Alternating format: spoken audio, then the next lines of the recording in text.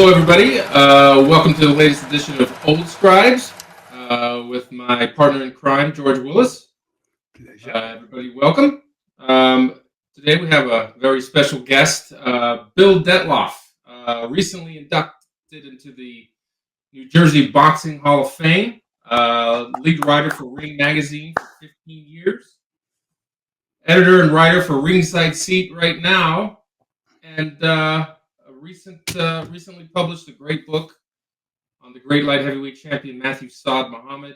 Bill, welcome to the show. Thanks for coming on. Thanks, Matt. It's my pleasure. Good to see you.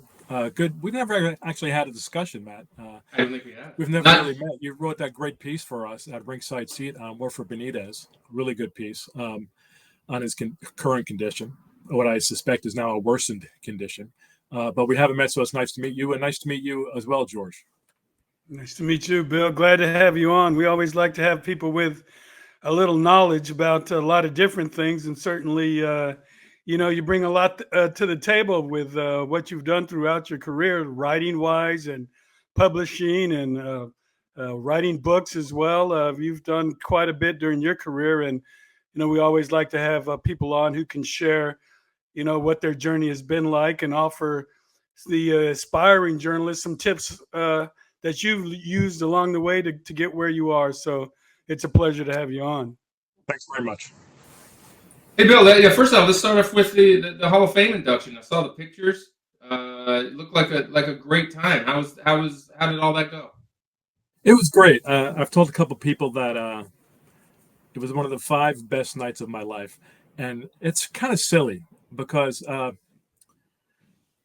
here's how it goes, I think, with most people.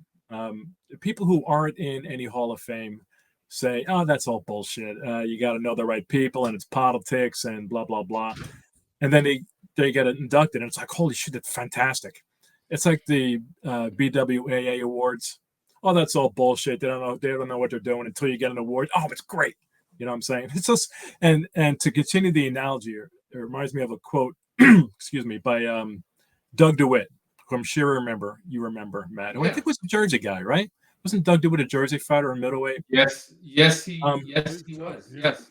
Yeah, it's always stuck in my head when the WBO first came into existence, and he said that he didn't respect it at all, the WBO, and it was bullshit until they gave him a championship, but then he thought it was great.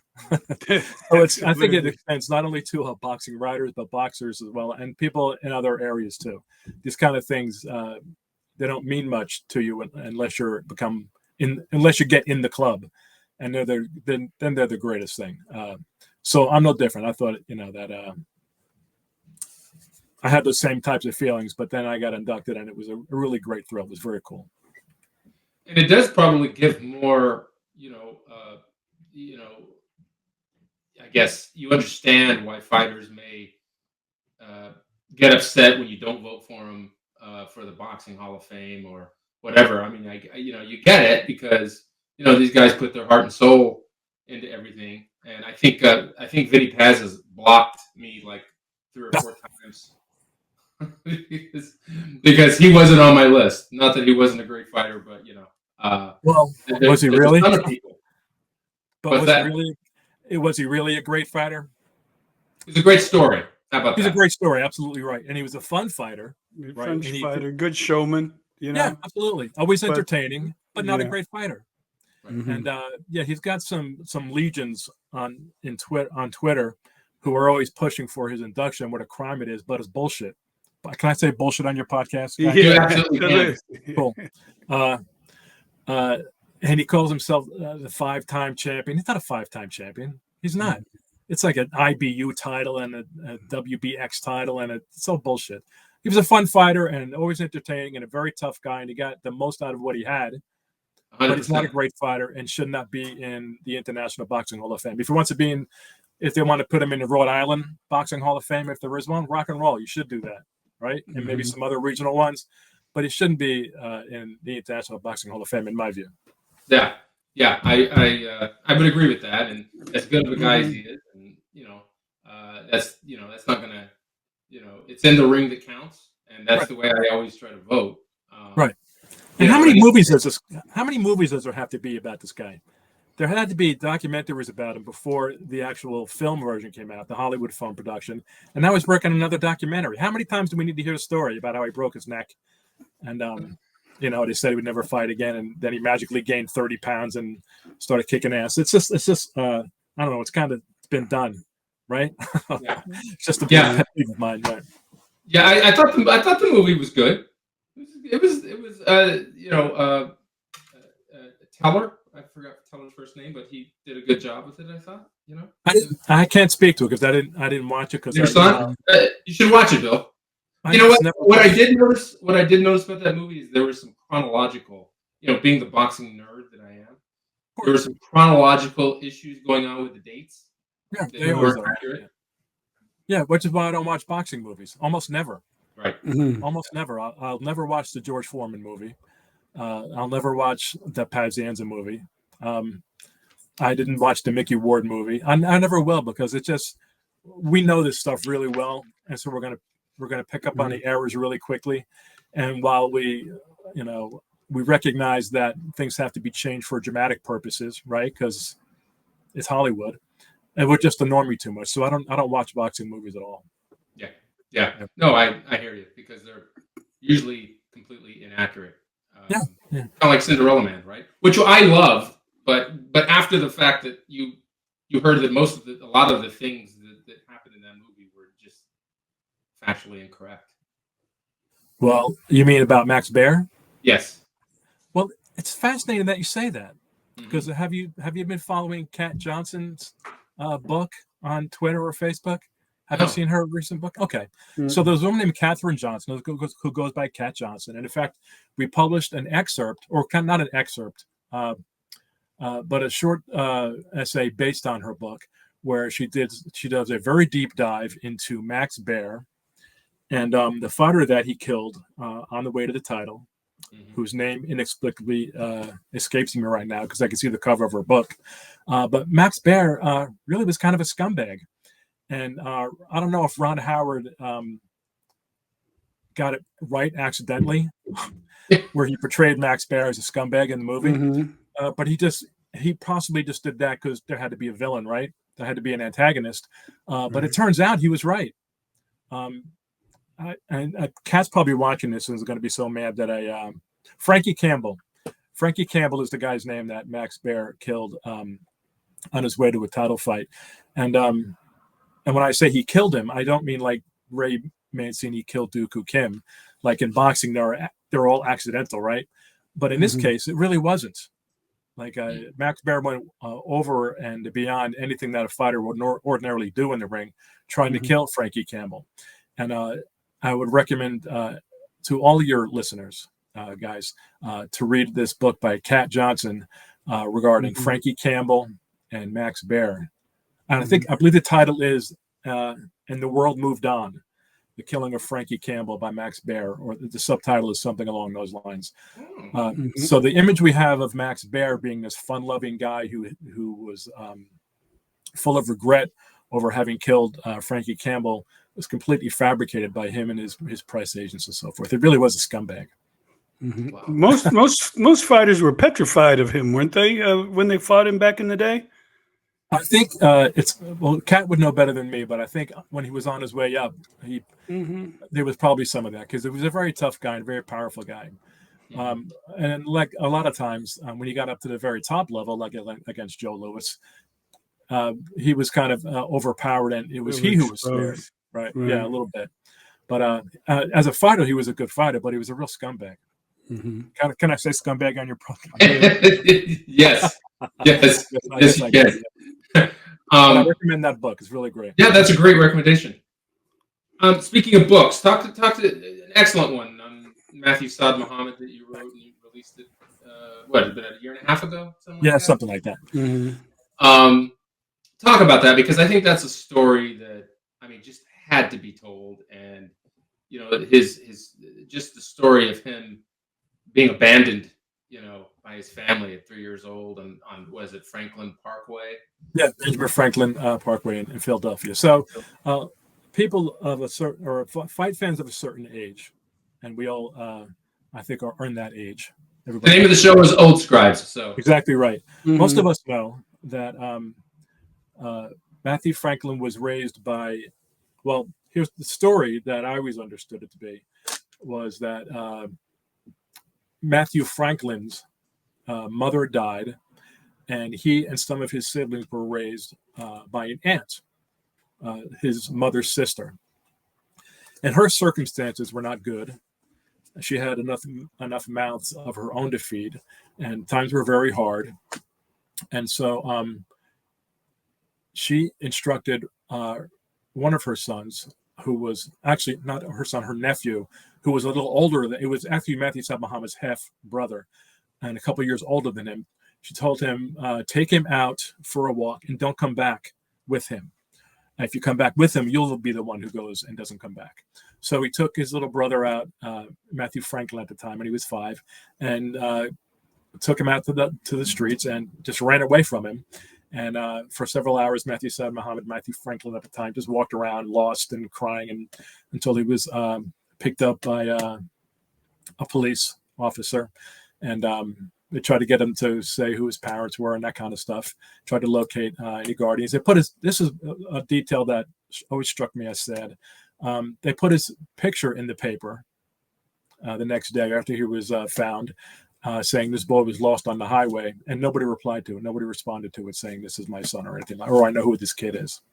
So anyway, that was his beginning. He spent time in an orphanage after that, several orphanages, and then several foster homes, and then was adopted by a family in South Philadelphia that raised him, along with many other adopted children, right through his teen years.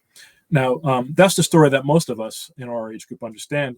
The truth is not that his mother died and so he was subsequently adopted by an aunt or raised by an aunt for a short time. His mother was alive, but she was an incurable alcoholic. And she had a bunch of kids, and he was one of them, and she couldn't care for them. She couldn't. Her alcoholism was so great that she was an unfit mother. And so it was kind of a situation where her parents watched some of her kids some of the time, and her other siblings watched some of the kids some of the time. But everybody was a mess. It was just a terrible time to be living in the slums of Philadelphia. And it was an awful time for everybody in the family. Can you guys hear me okay? I'm getting some feedback.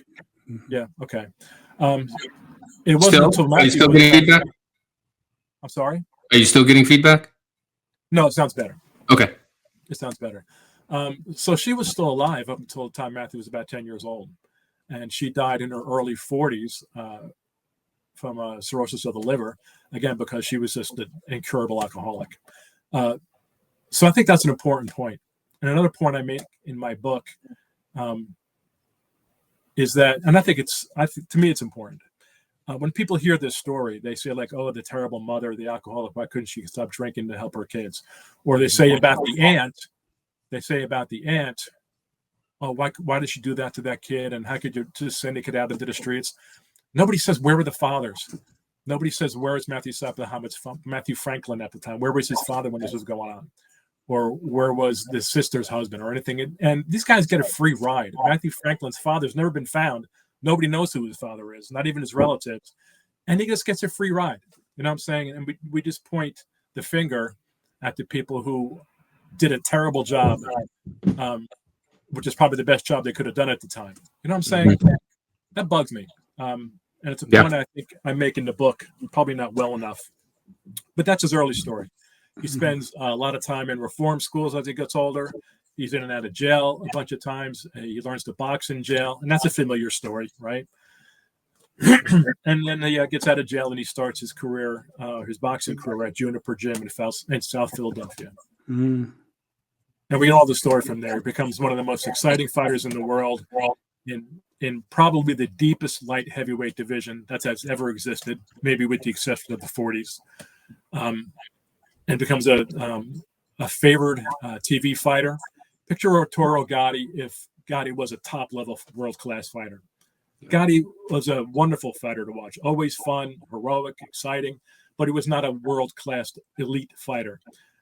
Matthew Saab Muhammad was all of those things that Gatti was, but he was also an elite fighter. Hmm. Yeah, I remember that was the time when you had a lot of boxing on television, and Absolutely. they didn't always have to be championship fights with, pay-per-view quality fighters. You could have a real engaging fight against like some of the guys monsters he fought, Kwawe and Johnson and fights like that. Those were terrific fights when Exactly we right. used to watch them. Yeah, they were terrific fights back in the day. How did you decide to do the book on him? Well, I mean, you've known quite a few fighters, or Philadelphia's a rich fighting area. So how did you decide to do it on him particularly? Well, that's a good question, George. Well, first, the other biography I did was on Ezra Charles. Okay, Mhm. and one of the reasons I landed on him was because there'd never been another biography written of Ezra Mhm. Charles, and there hadn't at the time that I decided to do it. Hadn't been one written on Matthew Saad Muhammad either, which seemed unbelievable to me at the time and really improbable, because how could you not? With this story, how could you not? Mhm. Mhm. So that was one of the main reasons I wanted to write about Matthew Saad Muhammad, was because, again, no other biography had been written about him. But as it turned out, Tris Dixon was at the same time writing his own biography of Matthew Saad Muhammad. Mhm. So because I'm not a fast writer, Tris's book came out a bit before mine, but we essentially both had Matthew Saad Muhammad biographies out at the same time. But to get back to your question, George, it was number one, because he was one of my favorite fighters when I was a kid, and Mhm. two, because no one had written about him, a full biography about him at the time that I started mine. Wow. Yeah, that I did. It is amazing that you and Tris, wrote the books at the same time. Yeah. I did find that extremely coincidental. Yeah, it Right? was interesting because Tris had a history with him that I didn't Yeah. have. Tris knew him personally, and they spent time together in Philadelphia at probably the lowest point in Matt's life, when he was essentially finished fighting and homeless and just really a mess. He and Tris found one another, spent a lot of time together. And so Tris had been had this book simmering for the past 15 or 20 years, and then decided to write it, unfortunately, at the same time that I decided to write mine. So it was unfortunate for both of us, but what are you going to say? I'm sure his book contains some things that mine doesn't. So, and I'm sure his is very good. So, I mean, the question is, whose book are they going to do the movie on? You know what's that's very interesting. I would like it to be mine, but as far back as the 1980s, Matthew was trying to sell his life story to a Hollywood film production I company. remember that. Yeah, how could you not? Right? Mhm. And it never went anywhere. It seems unbelievable to me now that it never happened. And I have a theory that I can't prove as to why it never happened, but I've always felt as though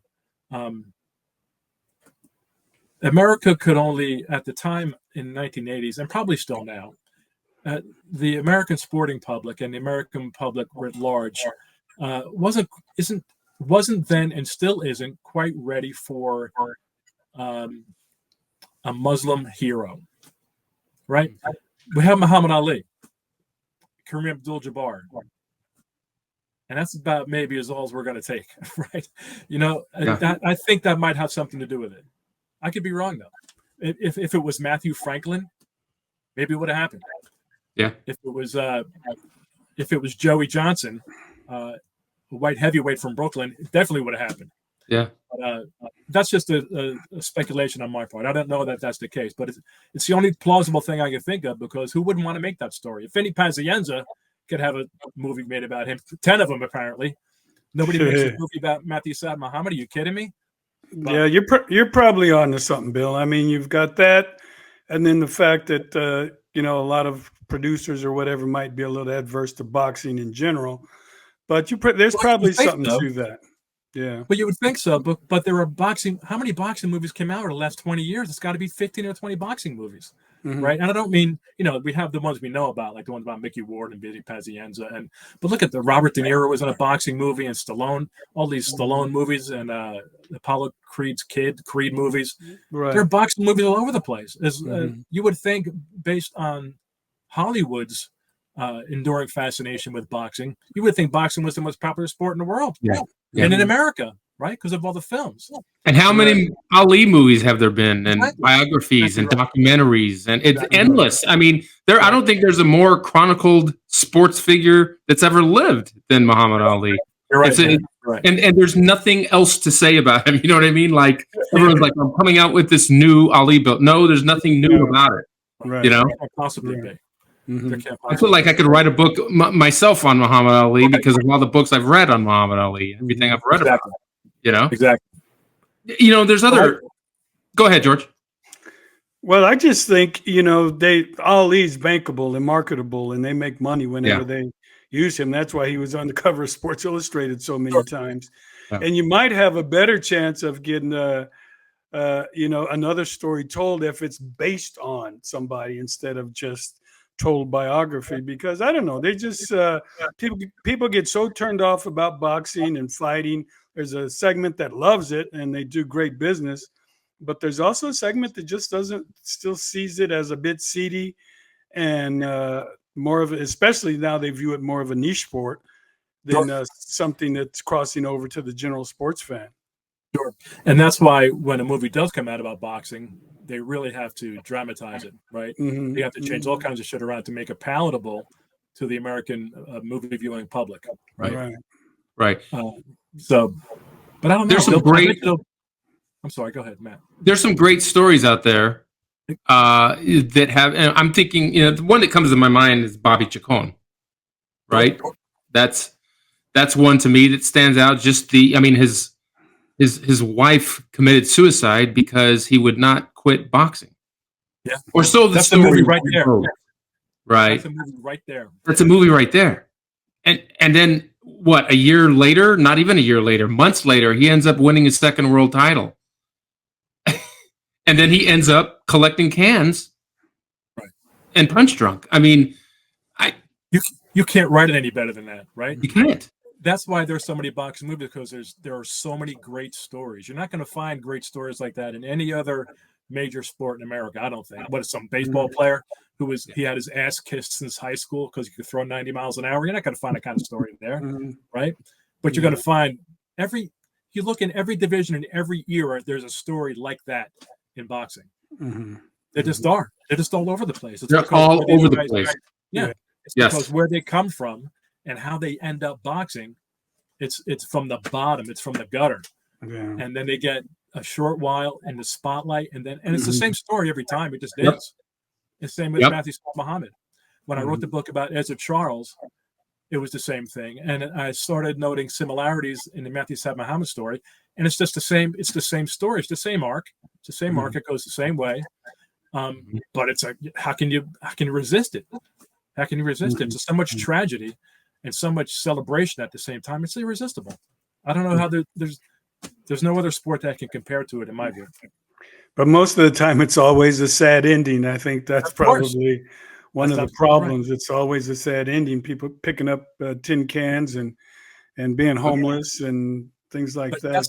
Right, but that's part of the beauty of it, in my view, because these guys gave it a shot, right, at tremendous personal risk because they had nothing else.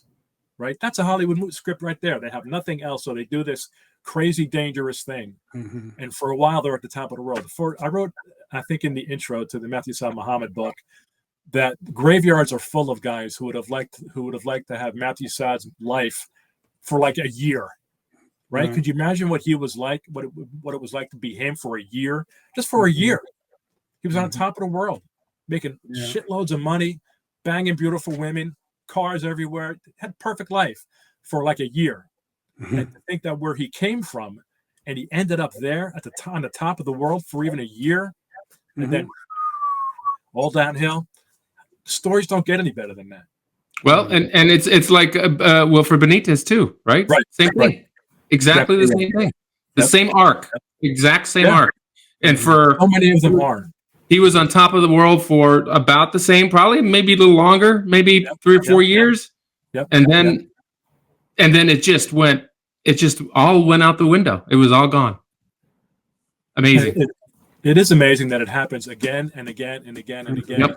And fighters never learn from the mistakes of prior generations. They just don't. They just don't. And it's easy for us to sit back and say, what are you, an idiot? Just save your money. Just save your money. But we're not coming from where these guys came from either.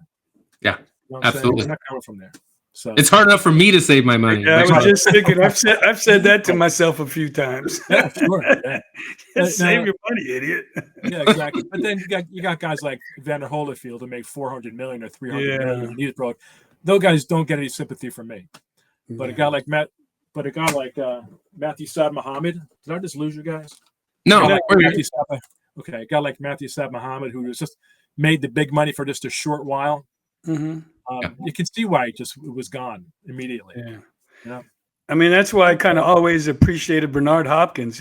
I think he's probably still got the first nickel he ever made. That absolutely guy, right. He was talking Absolutely about saving his money. And I remember one day he was so happy he had bought a house that was on foreclosure. And it was a great house. I got it on foreclosure. And he had bought this great deal, but he was smart. He was always talking about how he wasn't going to blow through his money and counted every penny. And that's why he kept fighting till he was, 50, almost 50. Right, right. You know who's a real success story too? And I still don't understand how it happened this way. Jerry Cooney. Yeah. What did he have, like 2 big fights? Yeah. And 3 big fights in his career? Yeah. Mm-hmm. He's loaded. I've been in his house. He's loaded. Mm-hmm. He's got a beautiful house in a beautiful neighborhood. He's not broke. I don't know what he does. He doesn't he doesn't work, right? No, he's Jerry Cooney. Yeah, he's Jerry Cooney. And he got paid handsomely for the Holmes fight. Right. I think he almost got at least, did he get more than Holmes? He might have got at least as much or more than Holmes at that particular time. He got millions. And then for that time, it was the richest fight ever. So, he was bringing all the money in. So, he got a handsome payday. But that was 40 years ago. Yeah, 40 years ago. And he had 2 more decent fights. And then I played golf with him in New York a few times. He's always around and makes personal appearance. He lives the life of that I guess most fighters would want to live. I mean, he's exactly just all smiles and laughs, and he's a good man. Yeah, he is. He's interesting. Very interesting guy. Yeah, you would wish that more fighters would end up just like Jerry did, right? And whatever he did, I guess he invested right. He kept it. He didn't. You buy 500 cars. He maybe just bought 1 or 2. Larry Holmes. Yeah, Larry Holmes is Larry Holmes. Good example too. He owns most of Easton, right? So yes, he did it the right way too. Absolutely right. Yes. Right. Bill, how did you get started with your boxing fascination? I love telling this story, Matt, because it shows what a dope I am. When I was a little kid, under 10 years old, I was a very shy, anxious kid. And when you're in grammar school and you're a shy, anxious kid by nature, the bullies pick up on you like that, right? It's just the way it is. The bullies know exactly where to go to get you, right? And so I was one of those kids, and I think I spent my entire 3rd and 4th grade in grammar school running home from school every day from bullies and stuff, right?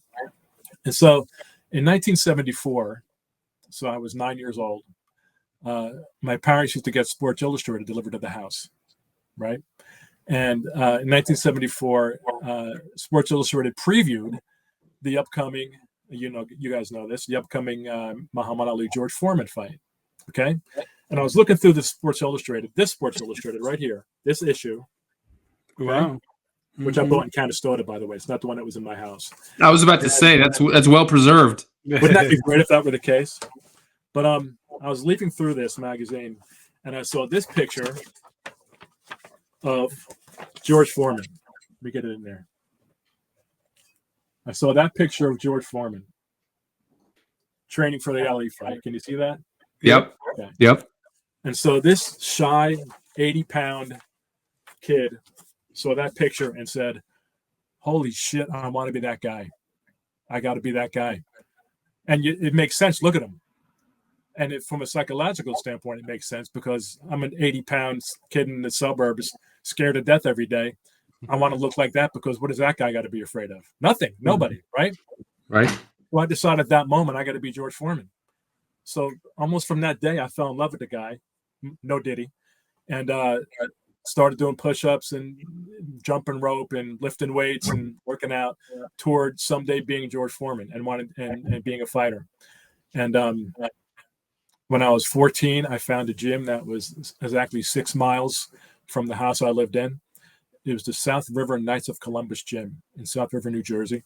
And my father would drive me there 3 times a week. And I started fighting. And over the next several years, I had 15 fights. I topped out at middleweight and discovered that by that time I knew pretty well that I would never be George Foreman. I wanted to be 6'3", 225. I hit the 225, but fell way short. Right. But so then, and you know what happens. I realized I was never going to be great, and even when I was doing it, I realized I wasn't going to be great. You know what I'm saying? I wasn't cut from that cloth. I wasn't going to be that guy. You know, I just wasn't tough enough. But at the same time, I started reading a lot of literature in high school, and of course, I'd grown up reading Nigel Collins and Steve Farhood and Jeff Ryan and Bobby Cassidy, reading all those boxing magazines for my entire childhood. And by some accident of the universe, I found that I could write. And so I started writing. And I got my first piece published in, I think, World Boxing in 1995. And I was very fortunate that Nigel Collins and Steve Farhood were running that family of magazines at the time. Man, was I lucky. I got that first piece published, and that's all I wanted to do. I couldn't believe it, that I was writing for the magazines I'd grown up reading. It was a dream come true. And I just kept writing and writing and writing. And shortly thereafter, Steve Farhood left, unfortunately. I always wished I had more time to work with him, but he went to work for Showtime. And the guys who owned those magazines were such scumbags that they told Farhood, you can either work in TV or you can work with us. And Farhood said, okay, fuck you. I'll work in TV. But I was very lucky to work with Nigel all those years. And I was there for many years, 15 years in that area. And it was great. It was just great. I was very lucky that Nigel was there during those years as the editor-in-chief of those magazines. You know, that's interesting because I grew up reading Nigel and Steve Farhood, and that's exactly how I learned how to write. You know, exactly right. Yep. That's. I mean, I would come home. I couldn't wait. You know, I would wait for those magazines to be in the mailbox, and if it wasn't in the mailbox, I'd go to the newsstands. I'd write down on the calendar what days it would go on sale, so that would be ready.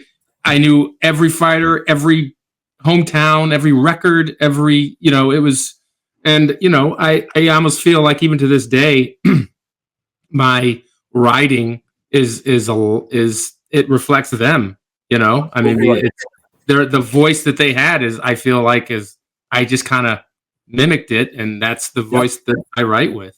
It's so funny that you say that because Steve sent me a note after the Hall of Fame induction, congratulating me. And I emailed him back and said that I did enjoy it as he wished that I had. And that I always remember him as, like you just said, Matt, the guy who taught me how to write boxing, because I read him so much growing up that I just stuck in my brain. And I said he remains one of my heroes to this day for that reason. Same, and also too because he was such a voice of reason, I think, and I felt like, you know, that's what I wanted to sound like. You know, I didn't want to, you know, it was everything Steve wrote. It to me, it seemed like it was based on fact, right? Based on factual opinion. You know, not just a lot of what we read today, which is just someone, you know, going on about nothing because, you know, there's no basis for it. Whatever he said, it was always rooted in fact, and even if it was whatever it was, whether it was opinion or whatever.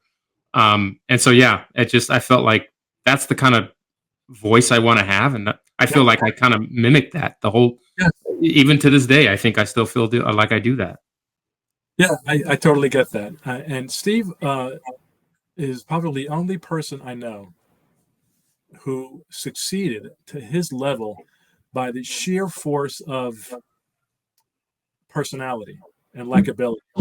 such a good guy. I don't know. I've never heard anybody say a bad word about Steve Farhood. Mm-hmm. And boxing people, we always talk shit about people, right? I've never heard anybody say anything bad about Steve because there's no reason to. He's just, and it's not to say he wasn't a great writer, because he was, and probably still is if he wanted to be, still would be if he wanted to be.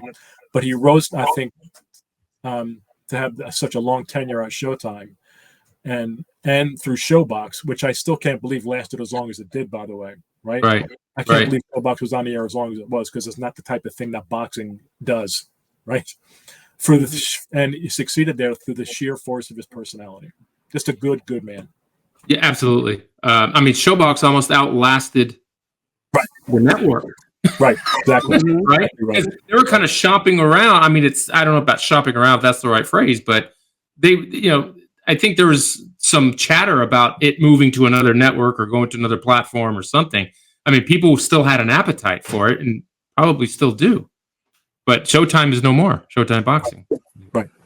Showtime. We lost a lot of good people with HBO and Showtime going out of business, and as far as boxing is concerned, and I think that's really hurt the sport. And the sport is really trying to figure out a way to get some of its audience back. I don't know what the hell's going on. You guys probably feel the same way. I don't know what's going on. I do know that it looks to me like we're in a real period of flux in boxing media. Like there's lots of places bouncing up, and they're in existence for a couple cards, and then they're gone. And there's this place is getting into boxing, and then this place is, and this place is gone, and it's been merged with this. A lot of changes going on, and it's just I think a matter of competition from other sports, because there's so many different combat sports now, and B, there's so many different mediums. The mediums are changing so quickly, right?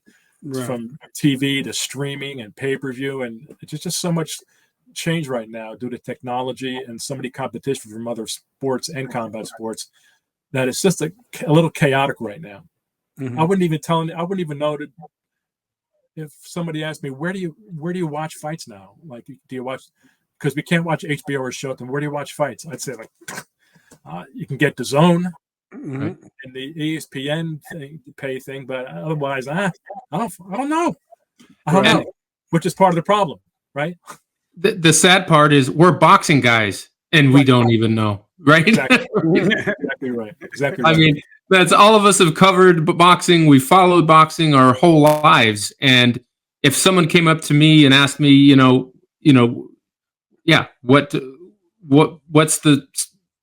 do you watch it? I would be like, I mean, some of the time is DAZN, some of the time, this or that. It's just, don't forget Netflix. You got to throw them in the mix. That's now, right. That's right. Right. Are they going to be one and done, or is there going to be more? You don't know. Check so and that's see if that's they get my a exact connection. problem. Yeah.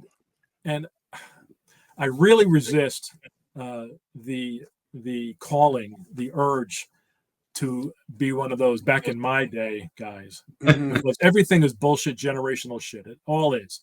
Right. Everything that we think was great about our time to another generation sucked because their time was better, and to the generation before them, that next generation sucked. Because it's all generational.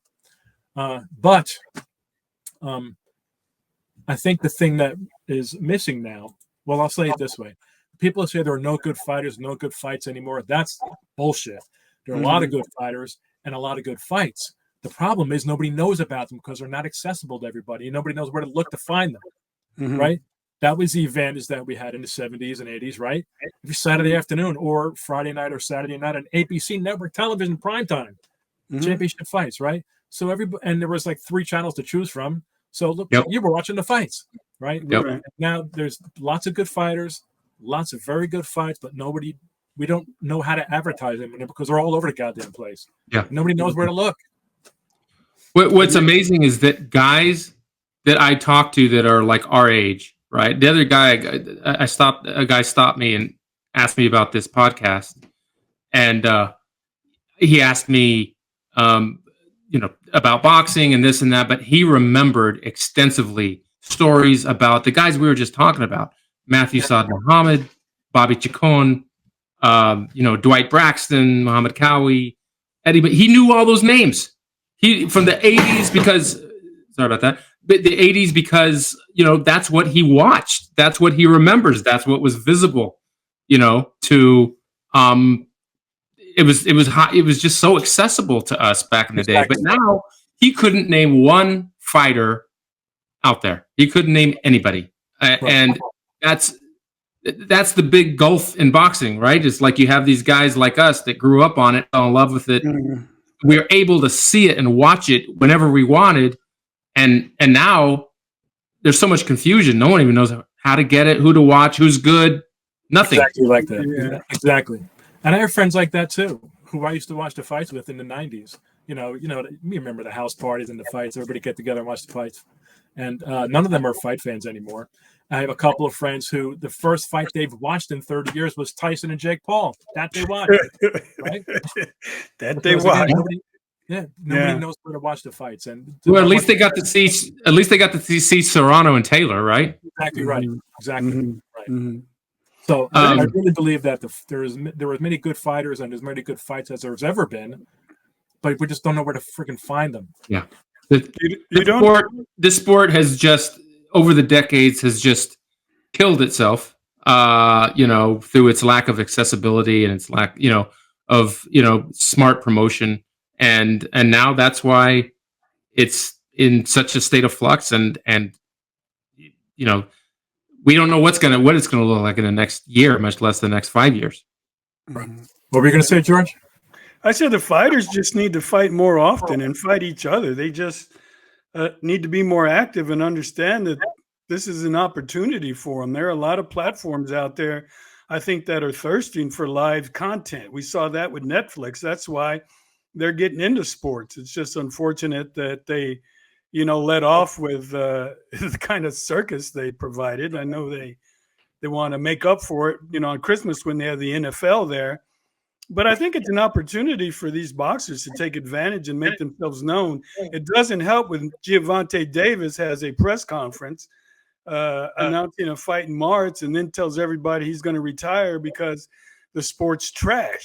I mean, you're biting the hand that's feeding you there. I mean, he should make himself into a big star. He already is a big star in boxing, but he could be even a crossover star with just a little more marketing and being a little more sensible about how they approach things. And they just all need to fight more often and fight each other. Yeah, I think that's probably a true statement also. It's funny. I just read that Davis pissed a bunch of people off by showing up 4 hours late for a press conference. Mm-hmm. I immediately went back to Roy Jones doing that shit in the 2000s, right? Jones was famous for that. Never showed up for a press conference on time. Strolling 5 hours late and just expected the people to be cool with it. Yeah. So that's not new either. But you're certainly right, George, about guys fighting more often. But even that's generational. I just started rereading. I know you've read this, Matt. In This Corner by Peter Heller. Mm-hmm. I just started rereading select pieces of it, and it's got to be 80% of the fighters interviewed talk about how the game sucks these days. They ruined it. It sucked when they started putting fights on TV. It sucked when they got rid of bare knuckle. It sucked when they made the ring. Blah blah. Right. And it's just so generational. We say guys aren't fighting enough now. In like 1920, when they would fight 40 times a year, they would say a guy like Chavez, who fought once a month for most of his career, he wasn't fighting enough. When a guy didn't fight in a month, always got reruns. That's why he sucked. It's so generational. Tommy Loughran's got some great quotes in here in his chapter in that book, and an all-time great, right? One of the all-time great light heavyweights, Tommy Loughran, right? And he's talking about how great James J. Corbett was, right? Mm-hmm. Now, we've all seen films of James J. Corbett, right? Mm-hmm. I'll bet most of the time he wasn't wearing pants, but right.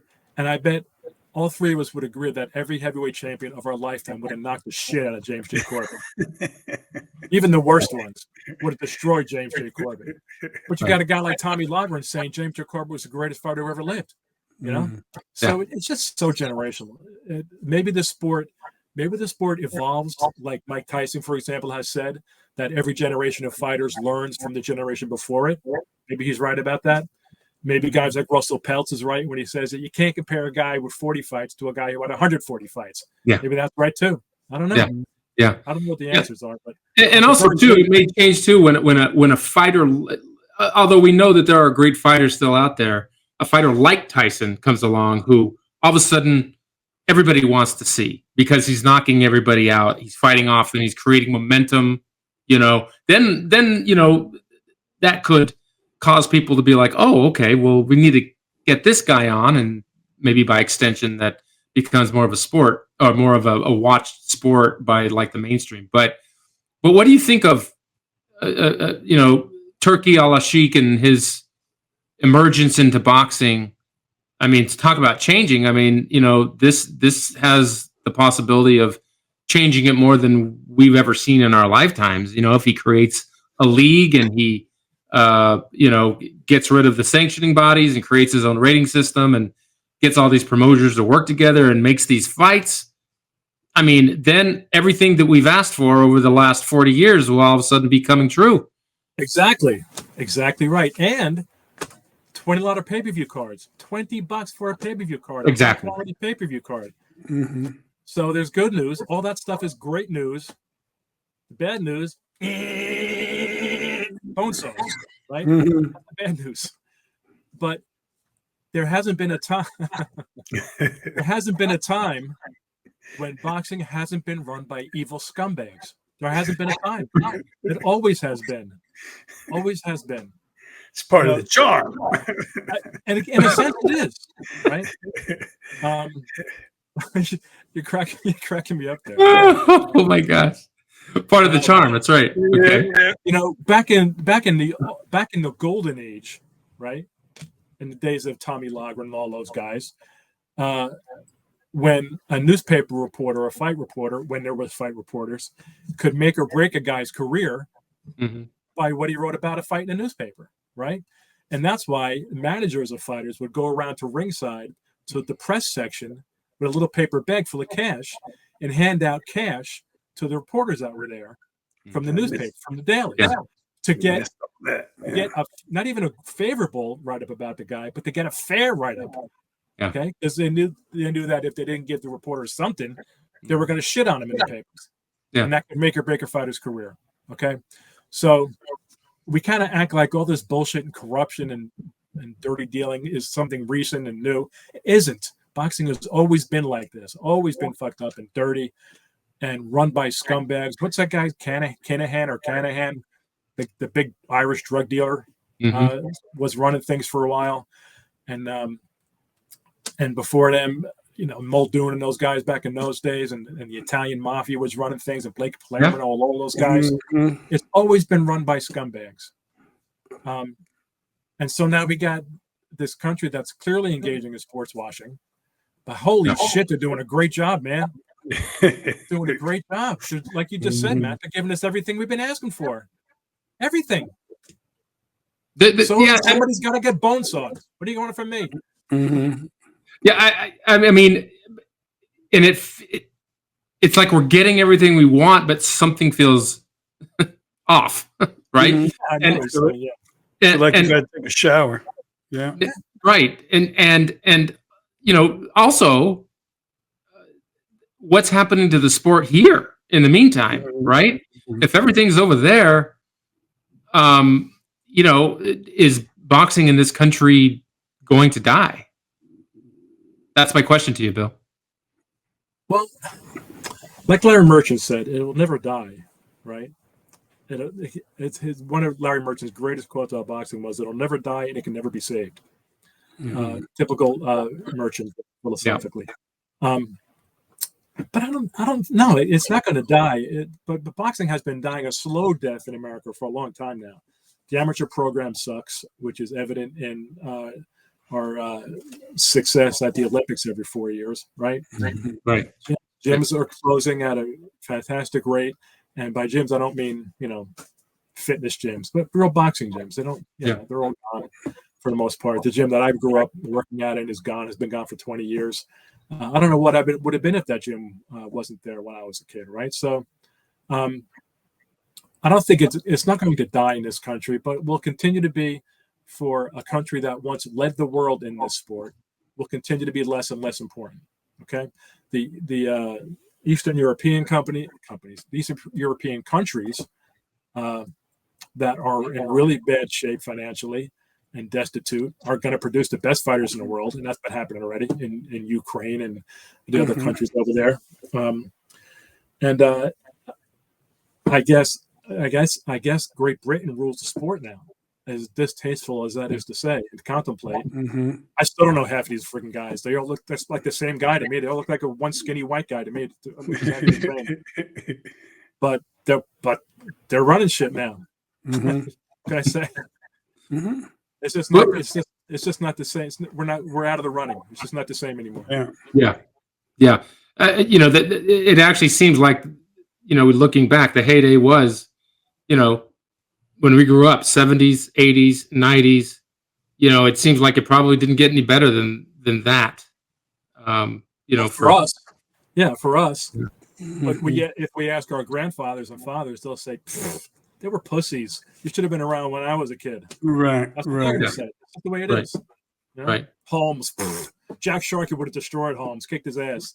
It's just the way it is. It's the way it is. You're right. You said that the other day on X, and I was like, and I read like my previous tweets, and I was like, oh my God, I sound like an old man. And it was like, it was so, it is. It's like so generational. You're like, oh, he couldn't have beaten Chavez, or he couldn't have beaten a Duran, and you just sound, generational.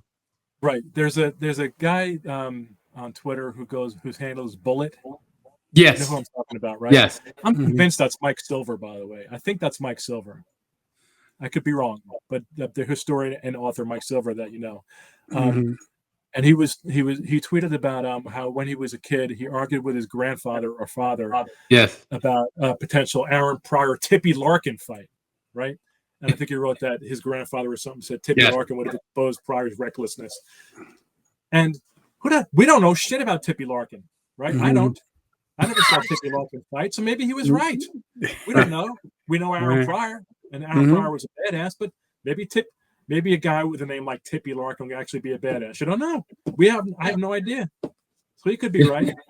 And I remember your response was just, it's all generational. And that was all that needed to be said, right? Because that's exactly what it is. They've probably got some sort of AI program now where you could put the two fighters together and have them go at it. And, I'm sure we could get a sports betting agency to back it, and then we get some promotional marketing going on. And then we sell it to one of the streaming platforms and get somebody to pay $5.99 a pop to watch the AI fight. I like it. Let's run with that, George. There you go. Tippy versus Aaron Pryor. Aaron Pryor. There you go. $5.99 live stream. Right. There would have to be some video of Tippy Larkin, and right after we're done here, I'm going to look on YouTube, but I suspect there's not. See what happens. I don't know. See what happens. Before we go, I do want to ask you about Ringside Seat because we all know you spent 15 years as the lead writer at Ring Magazine, and then now you're editor and a writer for Ringside Seat, which is an outstanding, very old school boxing magazine, the type that we grew up with. Tell me about that. Well, the first thing I can tell you about is it's done. It's no more. Really? Yes, we I think plan to have one more issue. I spoke to the publisher last week, and he doesn't know when that issue might get out. So, unfortunately, there is no more Ringside Seat. Again, maybe one more issue, which will just be posters, my fight posters issue, but that'll be it. That's heartbreaking. It is. I loved it. I absolutely loved that gig, and having grown up reading all those little magazines that we just talked about, to land at a place where I could be editor-in-chief of a magazine like that I grew up reading, it was a great opportunity. I enjoyed every second of it, but it appears to be over. Do you think? Obviously, the boxing being a niche sport, I guess, is probably the biggest reason that something like that wouldn't succeed. Would you say? I don't know. You have to have, like the Ring does, a deep-pocketed benefactor that doesn't mind losing money. because I'm certain that Golden Boy, and this is not a knock at the Ring, of course, but I'm certain they weren't making any money, right? They weren't turning a profit. That's why they cut the print edition out, right? And went straight online. Right. But I imagine that Boxing News in England is, I guess they're turning a profit. I don't know. But I console myself with the unfortunate knowledge that greater publications than Ringside Seat are dying left and right every day. Big newspapers that have been around for hundreds of years are just dying. Great magazines are just, Sports Illustrated is trash now. If it doesn't even, I don't even know if it's printed anymore. Sport Magazine gone, Sport Insider gone. All these great magazines, just as a result of the medium changing so much, are just gone. So rather than be pissed off about it or bitter about it, that it's over, I'm concentrating on being happy that I had a great chance to run that and really get to know some great writers and work with great writers. It was so much fun. I really loved it. But, well, that's a bit of a bit of a shocker, and that's very sad news because it really was a throwback to something that we read and something that we could get real news and real writing and real, it was a real magazine. So yeah, it felt like it. So yeah, thanks for saying that. I appreciate it. Yeah. Well, congratulations on the legacy you built there, for sure. Because I mean, that was, and to do it in a day where, like you said, those things are, they just don't exist as much anymore. No, they don't. Yeah. But what are you going to do? Well, Bill, great talking to you. Great, meeting you face to face. Like I said, I think we had a lot of online exchanges and email exchanges when we were, discussing the Benitez story. But when you land your next gig, I want to write for you again. I know that. I don't know how many gigs there are left. I don't know. We'll see. But I'd love to work with you again, Matt. Great. Pleasure. And where can we find the book again? Oh, well, you can find this one. This was where are we here? This is Matthew Saad Muhammad at Amazon or McFarlane. This is a Charles book, also published by McFarlane. You can pick it out. There you go. Yeah. Or Amazon.com. And I have an old Joe Frazier instructional book that you can get at Amazon also that I co-wrote with Joe. Some great stories came out of that. Talk about an old school guy. Joe Frazier was an old school dude. Wow. Yeah. But anyway, I'll tell you a quick Joe Frazier story. We had him speak at the National Association of Black Journalists Convention in Philly as part of the Sports Task Force. So you've got a bunch of career-driven women, right? They want to get some part of the sports industry and make their mark at ESPN or wherever, broadcasting. They're all dressed up and ready to go. And Joe starts giving his speech and basically tells them that they should stay in the kitchen and be good wives. We were like, oh, no. Yeah. I got one just like that. I'll make it real quick. Joe and I were writing Box Like the Pros, okay? And we're at HarperCollins Publishing in New York, okay? And they've got their whole board of directors there because it's Joe Frazier. He's a freaking American icon, right? And I'm in there, a stupid suit or whatever, but Joe Frazier's there. And it's an instructional book, okay? Yeah. And out of the whole room, there's one woman in there, all dudes, okay, all old white dudes, and there's one woman, and somebody asked him about hitting the speed bag, how to hit the speed bag, and he goes, when I was in the gym, I told this kid, the kid was hitting the bag too hard. I said, don't hit it that hard, hit it like you hit your woman. And the whole room full of guys started laughing their asses off. The woman was not amused. She got pissed off as hell. But that was Joe. Very old. They don't come any more old school than Joe Frazier. Very much so. Yeah.